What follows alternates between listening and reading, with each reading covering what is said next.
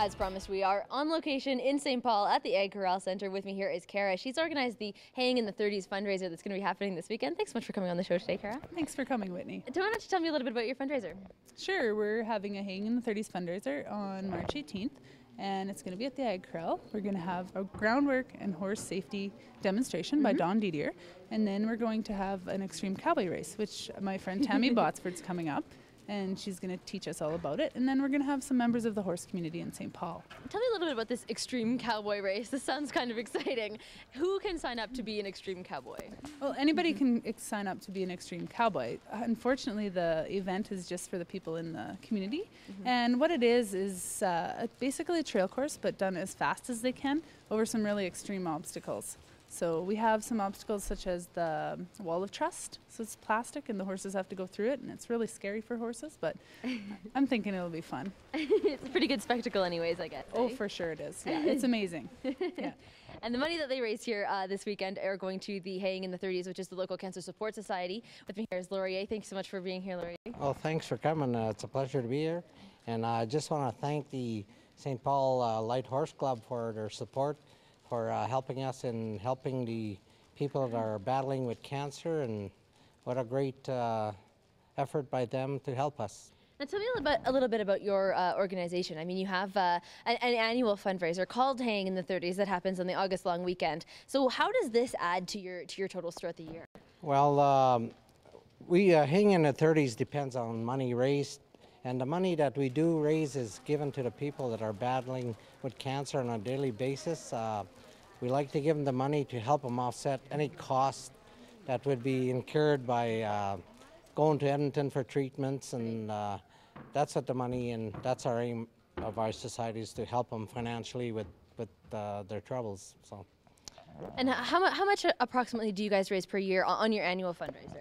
Well, at the annual fundraiser, we raise about $200,000, but that only covers about half of what we need. So thanks to clubs like the St. Paul Horse Club, we get to help as many as we can because of the generosity of all the others. So we thank them for that. And why do you think it's important to involve kids in cancer research funding like this? A lot of our kids their families have been touched by cancer, and Haying in the 30s has definitely helped all of their families. So I think it's really important that they get to see what volunteering is all about, because Haying in the 30s is all a volunteer-run organization, and all the money goes back to the cancer victims in our area.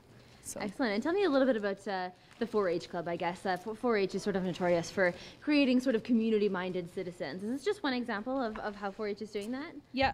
Every year we do a community event of sorts that's part of their 4-H year. And so this year, this is one of the two that we did. We also helped stuff needy hampers for the Knights of Columbus this year. And so it helps the kids see that the world is out there. It's not all about them. So. And why do you think it's important to have just sort of community fundraisers and involve sort of smaller communities like St. Paul in, national cancer fundraising events? Well, because the whole area, I'm talking Lakeland from Lloyd, St. Paul to Coal Lake.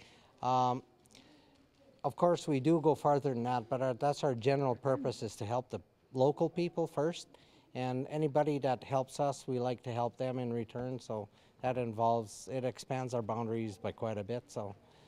That's why it keeps us kind of close-knit, and the money local, and we like helping each other locally. So I guess, Kara, where can you buy tickets and how can you get involved? Admission is by donation. We're not selling any tickets, so anyone can come at 6 p.m. on March 18th at the Ag Corral and just give their donation and come in and watch for free. Awesome. And we're just going to go check out some of these horses with some of the kids. Let's go check it out.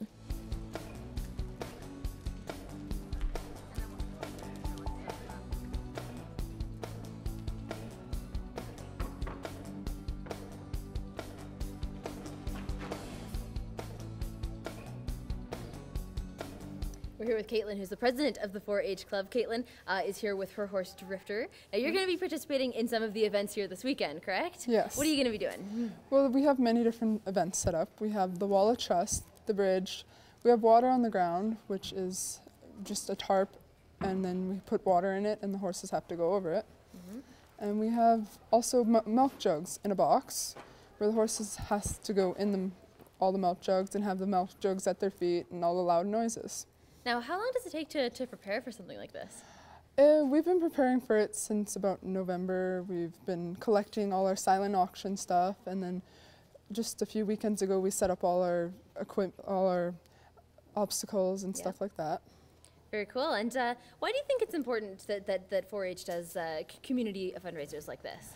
It brings the family together, brings the community together, it helps the community out, and it's just lots of fun just to see all the smiles on the faces of the people that you're giving this back to, giving the community.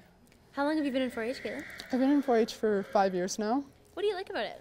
I love that it's just family and friends, and I get to spend time and work with my horse and all that fun stuff, just getting together. Awesome. So what are you hoping that people get out of the fundraiser this weekend? I hope they get a sense that they are helping out a great cause, Hanging in the 30s Cancer, and I hope that they learn different horse safety and learn more about the extreme cowboy. Awesome. Well, thank you so much for being on the show today, Caitlin. It's been a pleasure. Thank you. Awesome. This has been our conversation with Caitlin, president of the 4-H Club. Coming up, Wainwright residents express concerns about the local incinerator burning biomedical waste. We're going to give you the findings of our investigation next on Around the Region.